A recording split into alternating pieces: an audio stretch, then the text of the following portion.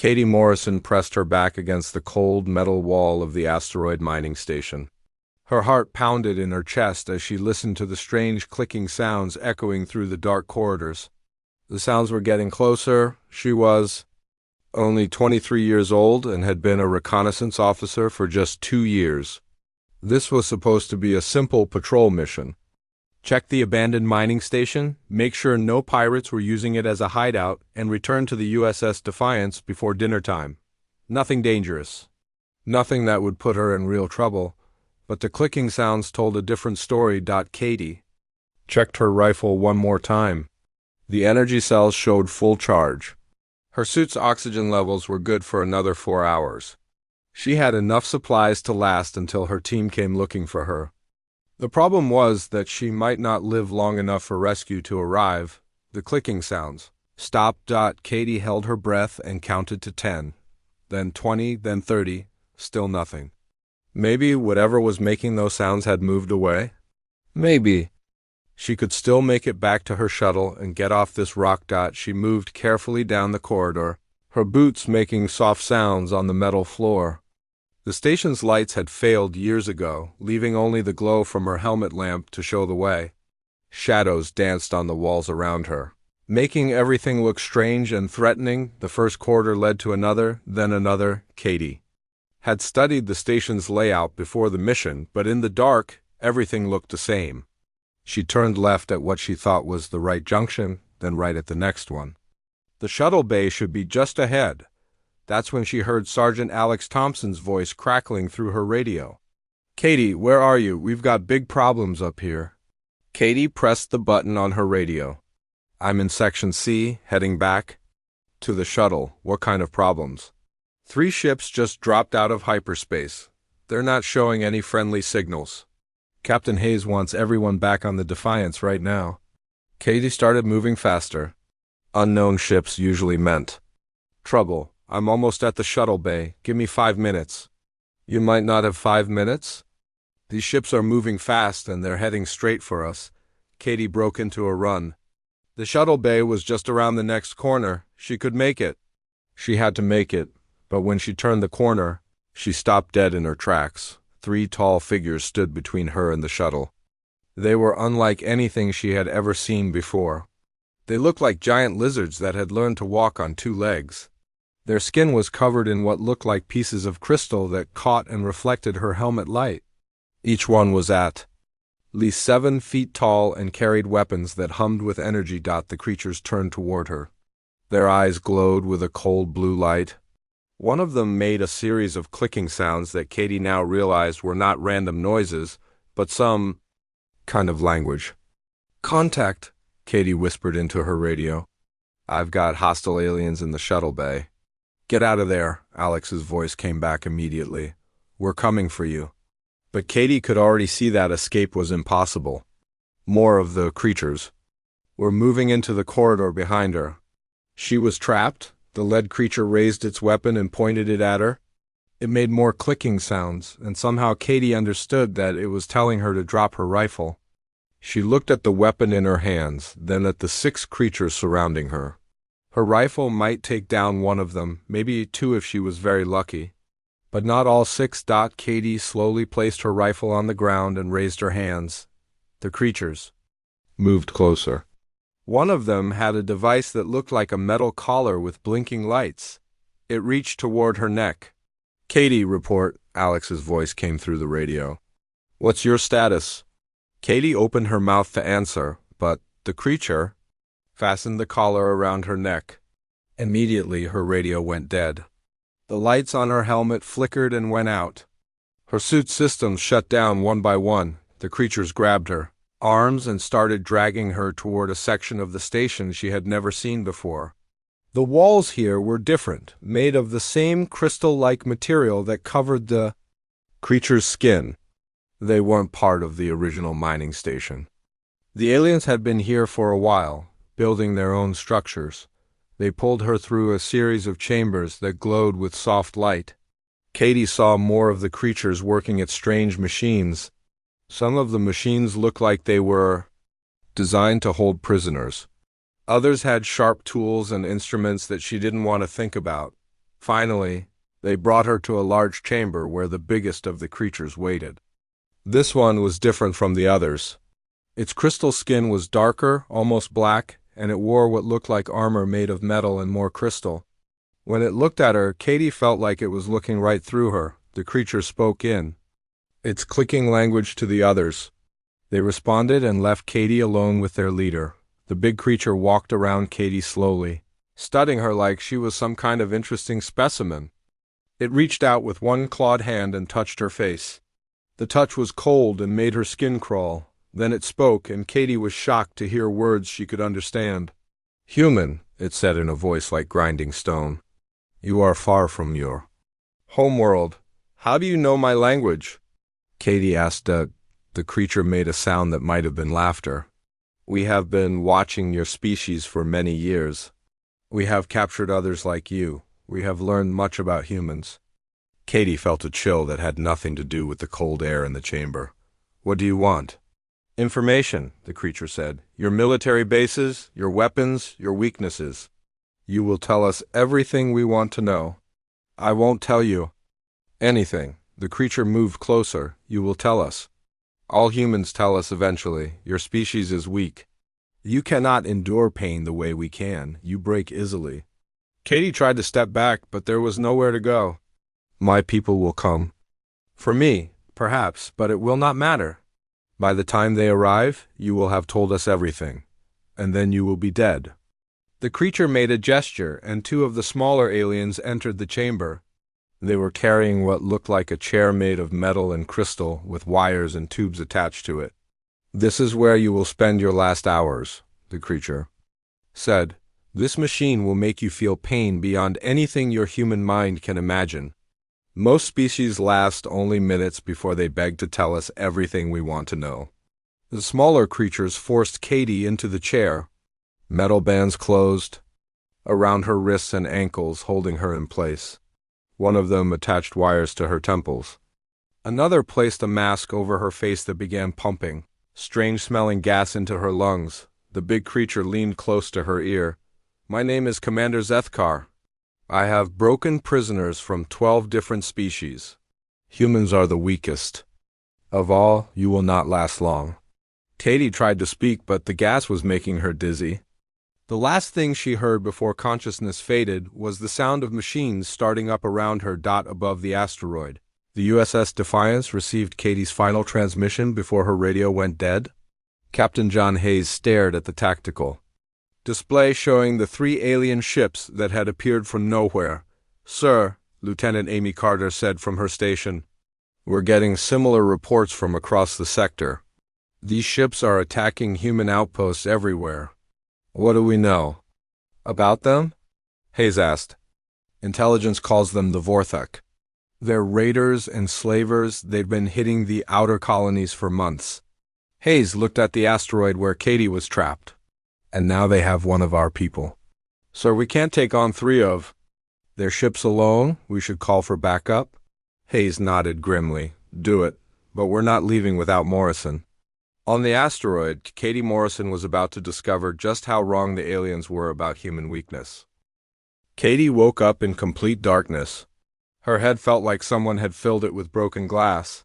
Every part of her body ached, and she could taste blood in her mouth. The strange gas they had used to knock her out still made her feel sick. She tried to move, but found herself strapped tight to the metal chair.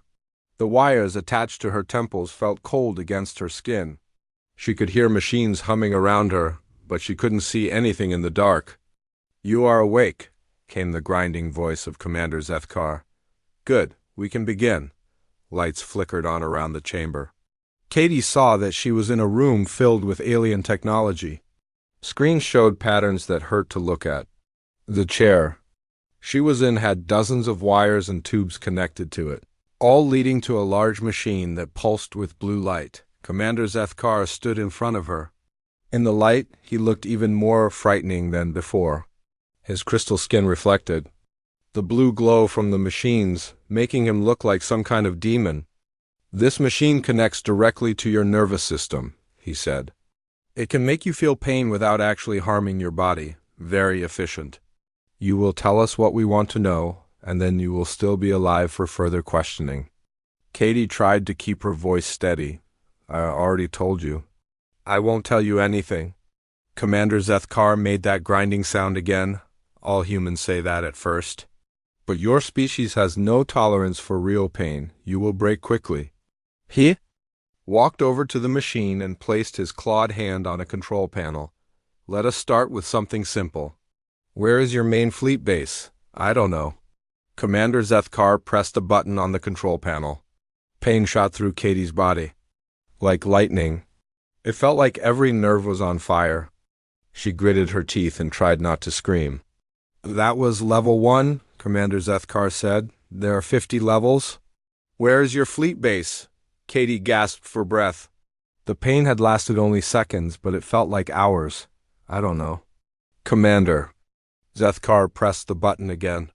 This time the pain was worse. Katie felt like her bones were breaking, like her skin was being torn off. She couldn't stop herself from screaming. Level 2, Commander Zethkar said calmly. Most humans tell us everything by level 5. You are wasting both our time.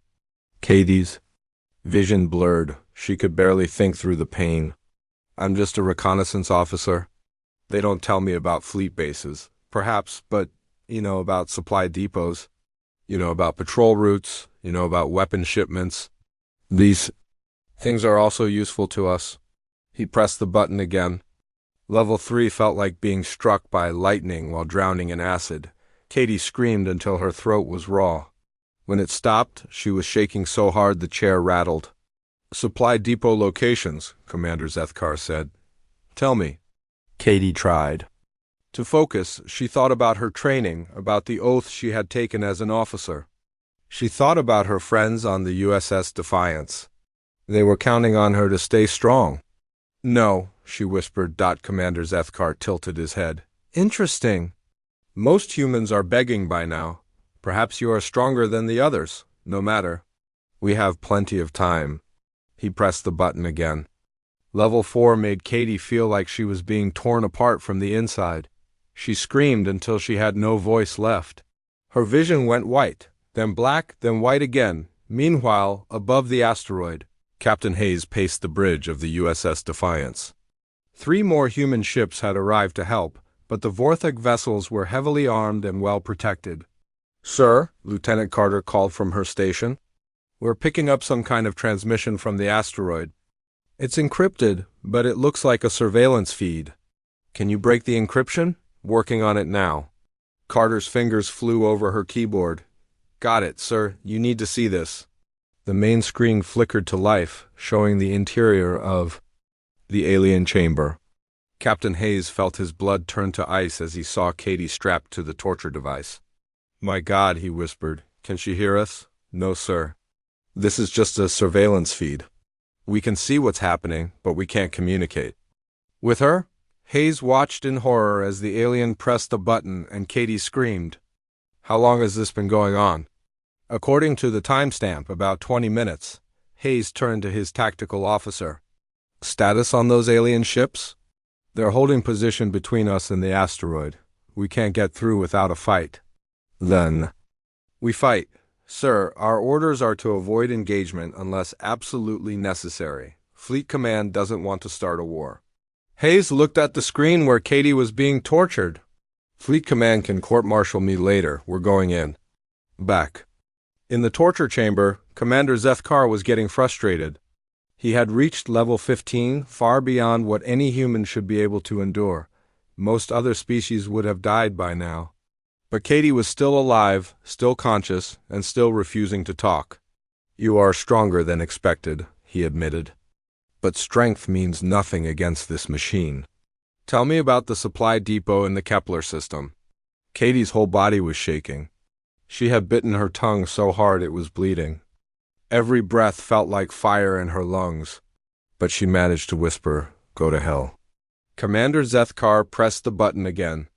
Level 16 felt like being burned alive while being crushed by a mountain. Katie's heart rate spiked so high that alarms started going off on the monitoring equipment. Interesting, Commander Zethkar said, looking at the displays. Your heart is failing. Most humans die around level 20. Perhaps we should slow down. He waited a few minutes for Katie's vital signs to stabilize, then continued. The supply depot, tell me its location.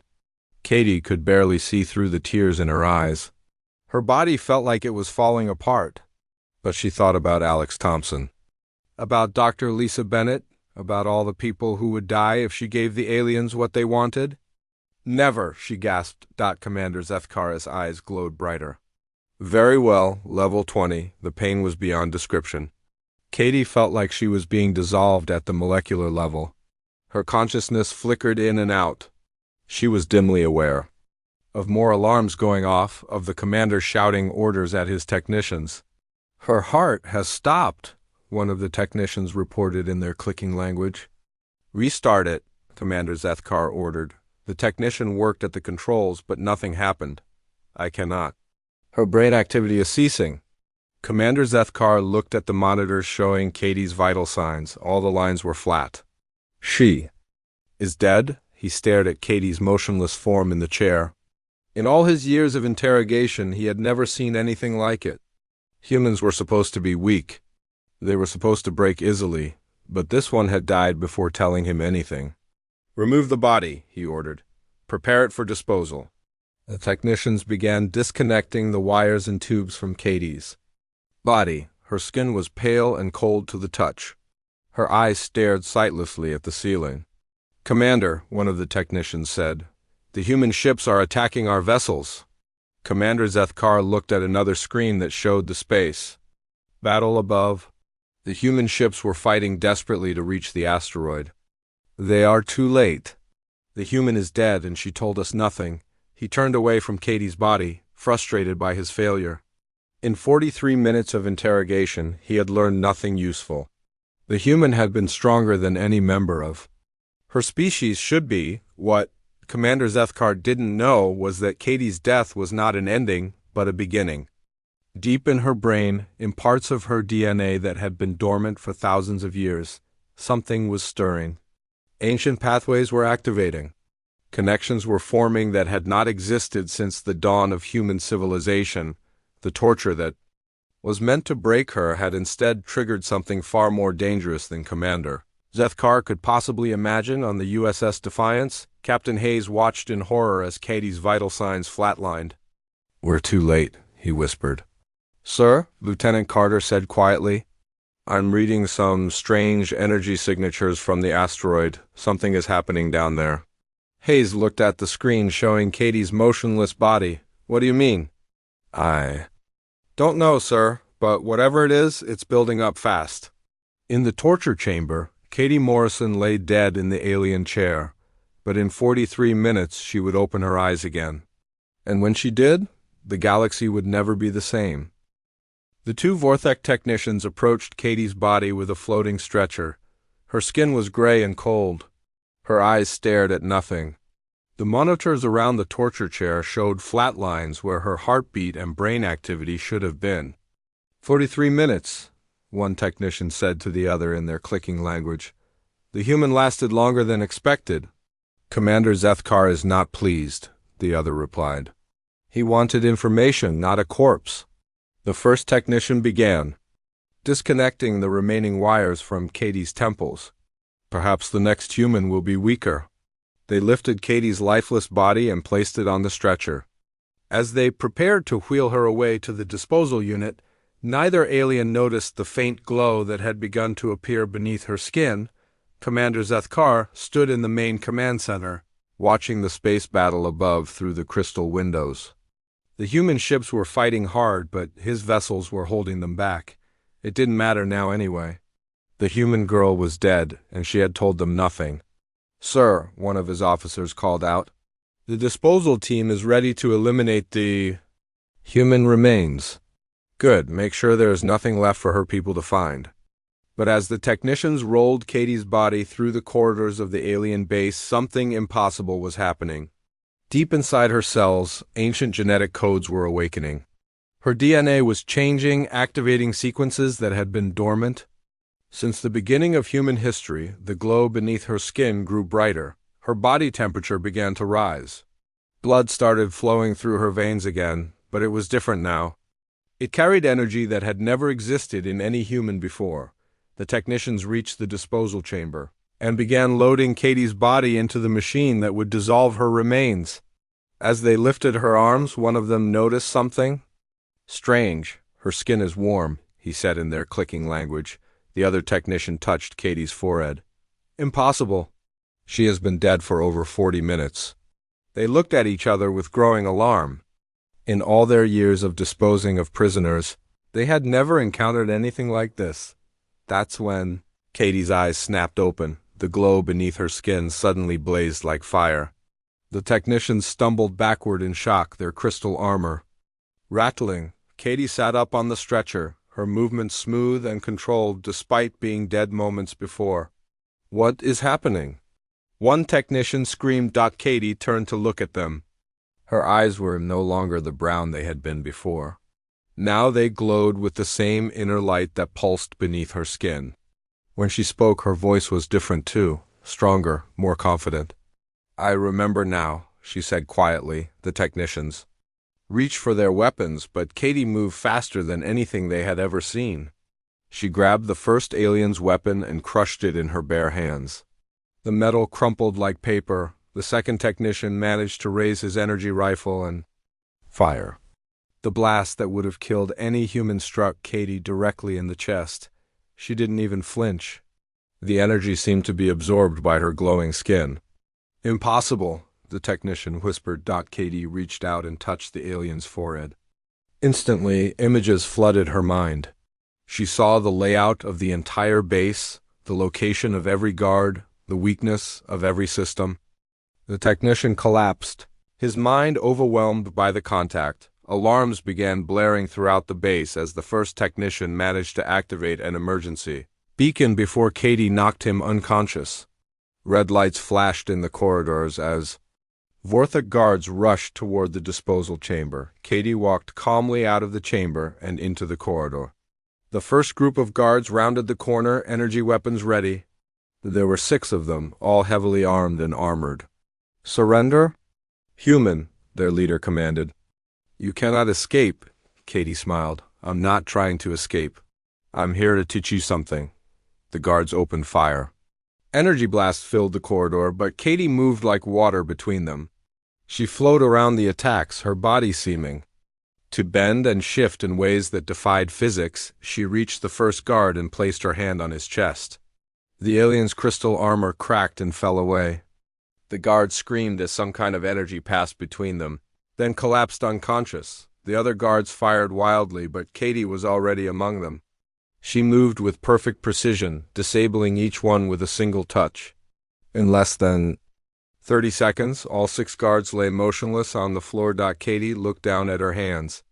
They were still glowing with that strange inner light. She could feel power flowing through her body, but it was more than just physical strength. Knowledge was flowing into her mind. Ancient memories that belonged to her species but had been forgotten for thousands of years. She remembered now. Humans were not the weak, primitive race that the galaxy believed them to be. They were the children of something far greater. Something that had transcended physical existence long ago but had left a part of itself in human DNA. The extreme trauma of death had triggered the awakening.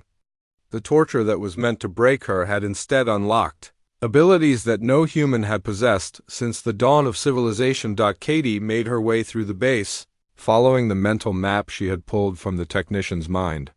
More guards appeared, but they fell before her like wheat before a scythe. Their energy weapons were useless against her. Their armor might as well have been paper. In the command center, Commander Zethkar watched the security feeds in growing horror. The human girl who had died under torture was now moving through his base like an unstoppable force. His guards, warriors who had conquered dozens of worlds, were falling before her without even slowing her down. How is this possible? He demanded. His science officer was frantically working at a console. "Sir, I'm reading massive electromagnetic fluctuations around the human energy levels that should be impossible for any biological creature." "She was dead," Commander Zethkar said, more to himself than to his officer. Her heart stopped, her brain activity ceased. She was dead. Perhaps death is not the same for humans as it is for us, the science officer suggested. Commander Zethkar watched Katie appear on another security camera, closer to the command center. She moved with absolute confidence, as if she knew exactly where she was going. "Seal all the doors," he ordered. "Activate the defense systems." "Sir, the defense systems are designed to keep people out, not in. They may not be effective against someone already inside the base. Do it anyway." But as the heavy blast doors slammed shut and the automated defense turrets activated, Katie simply walked through them. The blast doors, made of metal that could withstand starship weapons, crumpled at her touch. The defense turrets fired energy beams that she absorbed without harm on the USS Defiance. Dr. Lisa Bennett stared at her instruments in disbelief. "Captain, I'm reading Katie's biometric signature again." Captain Hayes spun around. "What do you mean? She's dead." "We saw her die." "Sir, her vital signs are showing on my scanners." "But they're not normal. Her heart rate, brain activity, cellular metabolism are all off the charts." Hayes looked at the tactical display. The space battle was still raging, but now there was something else happening on the asteroid. "What kind of readings?" "Energy signatures I've never seen before. It's like she's become some kind of living battery." Lieutenant Carter looked up from her station. "Sir, the alien base is going dark. System by system, everything is shutting down." Hayes felt a chill run down his spine. "Is Katie doing that?" "I don't know, sir. But something is happening down there, something that's making the aliens very scared." Indeed, panic was spreading through the Vorthek base. Reports were coming in from every section. The human girl was unstoppable. Guards were falling unconscious at her touch. Weapons were useless against her. Systems were failing as she passed. Katie reached the final corridor leading to the command center. She could sense Commander Zethkar's fear through the walls. The same creature who had tortured her with such confidence was now terrified of what she had become. She placed her hand on the blast door leading to the command center. The metal began to glow and melt under her touch. As it dissolved, she could see Commander Zethkar and his remaining officers on the other side, weapons raised. "You cannot kill what has already died," Katie said as she stepped through the melted doorway. Commander Zethkar fired his personal weapon, a beam of concentrated energy that could cut through starship armor. The beam struck Katie directly and vanished into her glowing skin. "What are you?" he whispered. Katie smiled, and for the first time since her awakening, she looked truly human again. "I'm what you made me. I'm what happens when you push a human too far." She reached out toward Commander Zethkar, her hand glowing with power that could reshape matter itself. "Now let me show you what real strength looks like." Commander Zethkar backed away from Katie as she stepped into the command center. His elite guards surrounded him, their weapons pointed at the glowing human girl. These were his best warriors, veterans of 100 battles across the galaxy. "Kill her," he ordered. The guards opened fire with everything they had. Energy beams filled the air, each one powerful enough to destroy a small building. The command center's walls cracked under the assault. But Katie stood in the center of the storm, untouched. The energy beams struck her and simply disappeared, absorbed into her glowing skin. She raised her hand, and the weapons in the guards' hands began to crack and fall apart. "Your turn," she said calmly. Katie moved through the guards like a dancer. Each touch sent them falling to the ground, not dead but unconscious, their minds overwhelmed by the contact. In seconds, only she and Commander Zethkar remained standing in the ruined command center. "What have you done to my warriors?" "Commander," Zethkar demanded. "I showed them the truth," Katie replied. "The same truth I'm about to show you." She reached out and placed her hand on Commander Zethkar's forehead before he could move away. The moment their skin touched, both their minds exploded with visions. Katie saw through Commander Zethkar's memories. She saw the Vorthek Empire, a civilization built on conquest and slavery. She saw countless worlds burned and their people taken as prisoners. She saw the torture chambers where thousands of beings had died in agony, but Commander Zethkar was seeing something far more terrifying. Through Katie's awakened consciousness, he was seeing the truth about humanity's origins. The visions came in fragments like pieces of a broken mirror. Ancient cities that floated in space without any visible means of support. Beings of pure energy that could reshape matter with a thought. Technology so advanced it seemed like magic? The architects, Katie whispered, the word coming from knowledge she had never learned. That's what they were called. In the vision, Commander Zethkar saw humans as they had been millions of years ago. Not the weak, primitive creatures his people believed them to be, but something far greater. The humans of the ancient past had built wonders that spanned galaxies. They had transcended the need for physical bodies, becoming beings of pure consciousness. But they didn't abandon their children, Katie continued, her voice carrying certainty she couldn't explain.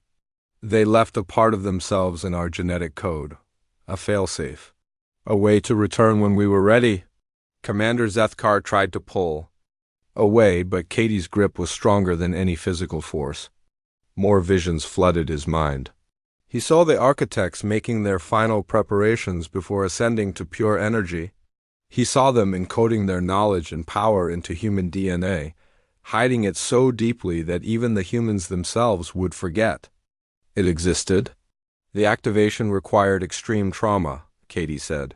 Physical death followed by resurrection. The torture you put me through triggered something that has been sleeping in human genetics for eons. Commander Zethkar finally broke free from her grip and staggered backward. Impossible. Humans are weak. We have studied your species for decades. You break easily. You die from minor injuries. Katie smiled sadly. That's what we were supposed to believe.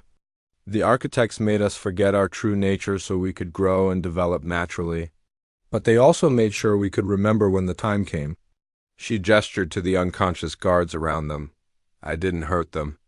I shared the knowledge. With them, they're seeing the same visions you just saw. When they wake up, they'll understand what humanity really is. Commander Zethkar's eyes widened with a fear deeper than any physical terror. You're saying every human has this potential? Every human who faces death and comes back from it, Katie confirmed. The extreme trauma breaks down the barriers that keep our true nature locked away. Your torture chambers, your executions, your attempts to break us don't make us weaker. They make us stronger. The implications hit Commander Zethkar like a physical blow. Across the galaxy, the Vorthak Empire had been capturing and torturing humans for years. How many had died and come back changed? How many were now walking among their people with abilities beyond imagination? You have doomed us all, he whispered. Katie shook her head. You doomed yourselves. All we wanted was to be left alone. But you couldn't do that. You had to hunt us, torture us, try to break us. You awakened something that was meant to sleep. She walked to the command center's main console and placed her hand on it. The alien technology responded to her touch, screens lighting up with information. She could read their language now, understand. Their systems as if she had designed them herself. Your empire has records of 47 successful human captures in the past year, she said, reading from their files. 23 of those prisoners died under interrogation. But according to your own reports, 7 of those bodies disappeared from disposal units. 3 more were seen moving after death but were listed as sensor errors. Commander Zethkar felt his blood turn to ice. That's impossible, is it? Or did you just not want to believe what you were seeing? Katie turned to face him. How many more humans are out there right now, awakened and learning what they really are? How many are sharing this knowledge with others? The sound of explosions from outside the command center interrupted them.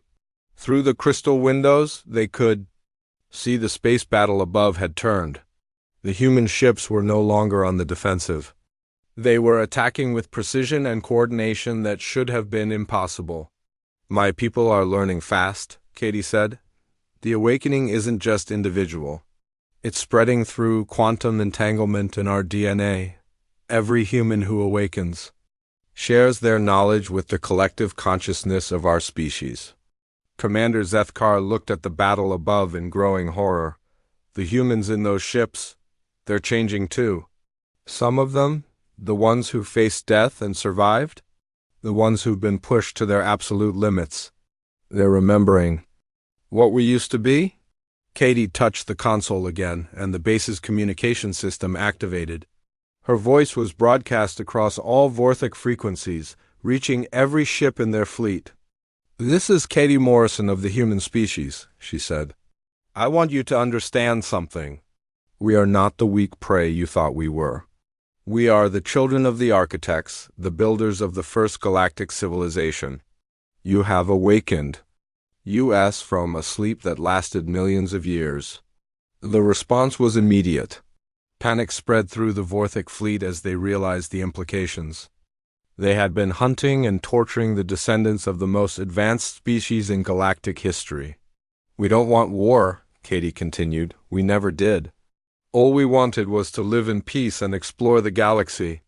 But you forced this awakening. Upon us, you made us remember what we really are." She looked at Commander Zethkar. "From this moment forward, any attack on human colonies or ships will be met with the full power of our awakened abilities. We are no longer the victims in this relationship." Commander Zethkar activated his personal communicator. "All ships, retreat immediately. Do not engage the humans. Do not capture any more prisoners." "Sir?" came the confused reply. "Just do it. Get us away from here before it's too late." Katie watched the Vorthic ships begin to withdraw from the battle. Smart choice. But the damage is already done. The awakening has begun, and it can't be stopped. She turned back to the console and began accessing the base's data files. "I'm downloading everything. Your star charts, your military positions, your weaknesses. Not because I want to destroy you, but because I want to make sure you never threaten my people again." Commander Zethkar watched helplessly as Katie absorbed centuries of Vorthak military secrets in seconds. "What will you do with that information?" "Share it with every human in the galaxy. Make sure they know how to defend themselves against you." Katie finished her download and stepped away from the console. "But more than that, I'm going to make sure they understand what they're capable of." She walked toward the command center's exit, then paused. "You were right about one thing, Commander. Humans do break easily. But what you didn't understand is that sometimes, when we break, we become something much stronger than we were before." Katie left Commander Zethkar alone in his ruined command center, surrounded by his unconscious guards. Outside, the rescue ships from the USS Defiance were approaching the asteroid. But they weren't coming to save a helpless prisoner anymore. They were coming to collect the first of a new kind of human. One who remembered what her species had once been and what they could become again. The galaxy was about to change forever. 3 weeks after Katie Morrison's awakening, Captain Hayes stood on the bridge of the USS Defiance, reading reports that should have been impossible. The papers in his hands contained accounts from across human space, all telling the same incredible story. "Another one in the Tau Ceti system," Lieutenant Carter reported from her station. "A human engineer named Jake Sullivan. He was captured by raiders, tortured for 2 days, died for 37 minutes, then came back. The pirate's ship is now drifting dead in space." Hayes shook his head in amazement. "That makes 15 confirmed cases this week." 16, sir," Carter corrected. "We just got word from the Mars colonies. A woman named Beth Rodriguez survived an explosion that should have killed her. When the rescue teams found her, she was alive and somehow knew exactly where all the other survivors were buried in the wreckage." Hayes looked out at the stars through the bridge windows. The galaxy felt different now. 3 weeks ago, humans had been the underdogs, struggling to defend their small corner of space against more advanced civilizations. Now everything was changing. "Sir," came a familiar voice from the elevator.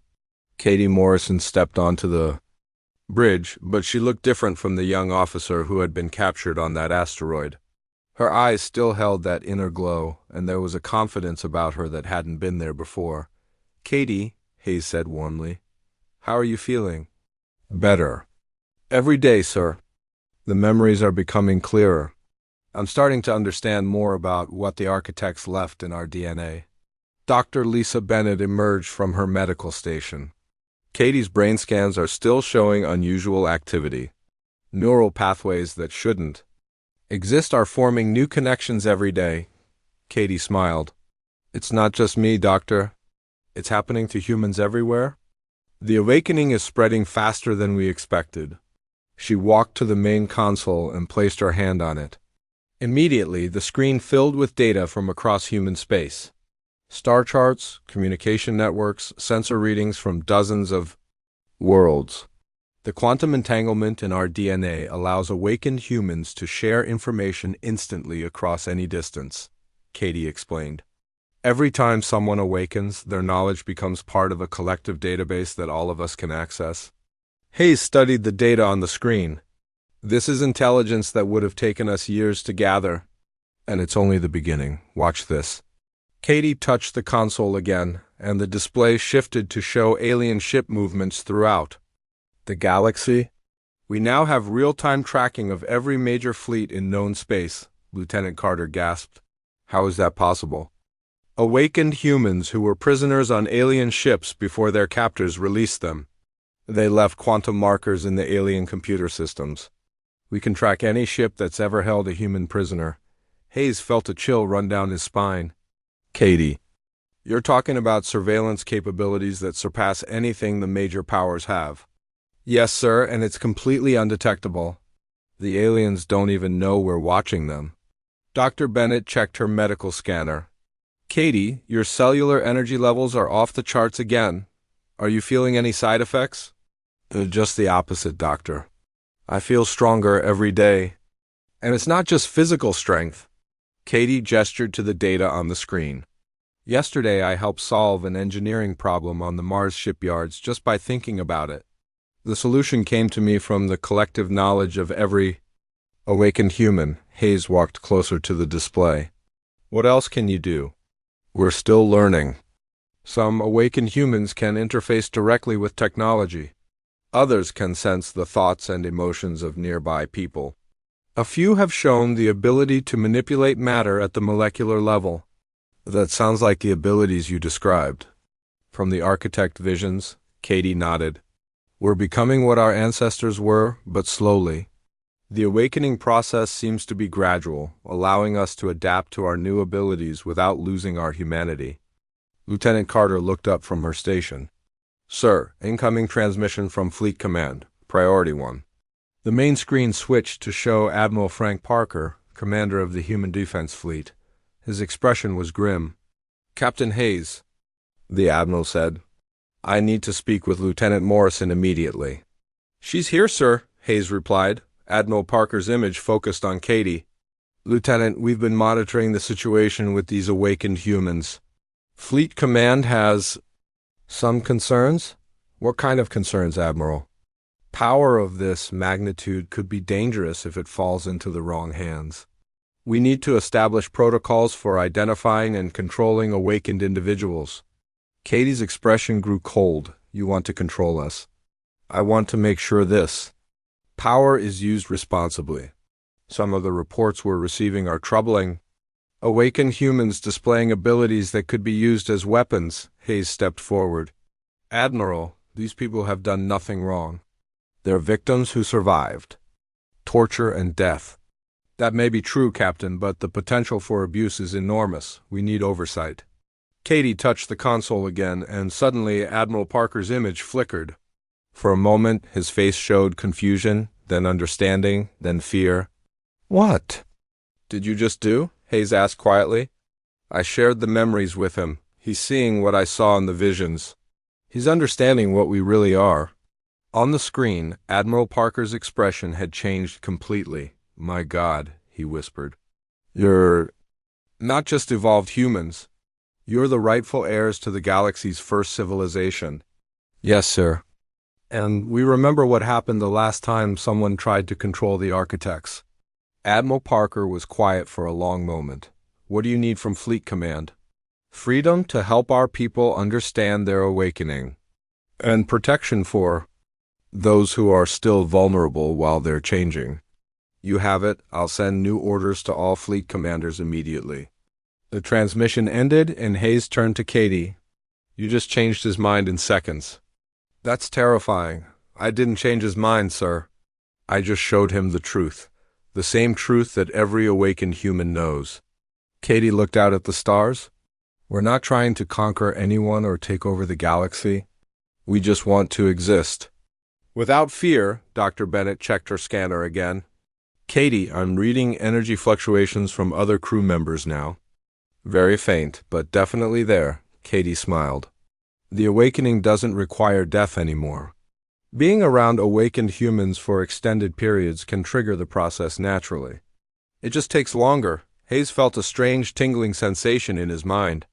Are you saying the entire crew is changing? Eventually, yes, all humans will awaken, given time. It's what we were always meant to become. Lieutenant Carter looked up from her station with wonder in her eyes. Sir, I'm reading our sensor data differently now. I can see patterns I never noticed before. Hayes realized that he too was seeing things with new clarity.